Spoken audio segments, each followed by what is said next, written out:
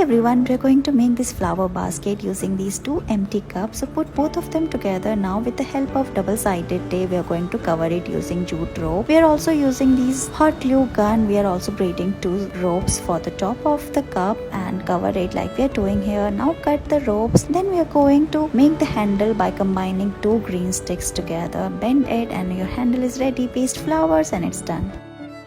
We are going to make this flower pot. So cut these dry twigs from the garden. We are going to paste all of them around this empty bottle. Using hot glue gun, paste all of them like this. If you don't have these twigs, you can also make this flower pot using ice cream sticks. So make a hole at the base of the flower pot and look, it is ready.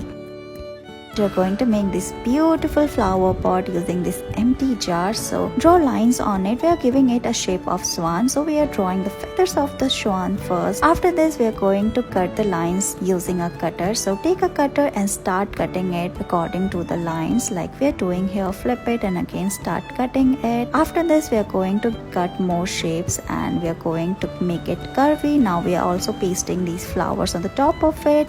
Make holes at the bottom and your flower pot is ready. Let's make this beautiful bow using jute rope. So we are going to roll this around fingers and tie a knot at the center. After this, remove your fingers. You will get 4 loops like this. Now we are going to adjust the loop like we are doing here. Now make 4 small pieces and we are going to paste balls at the end using hot glue gun, and look, your bow is ready. We are going to use these empty bottles and create a beautiful flower pot. So combine both the bottles together. Now we are going to cover it using jute rope, paste a bow at the center, and it's done.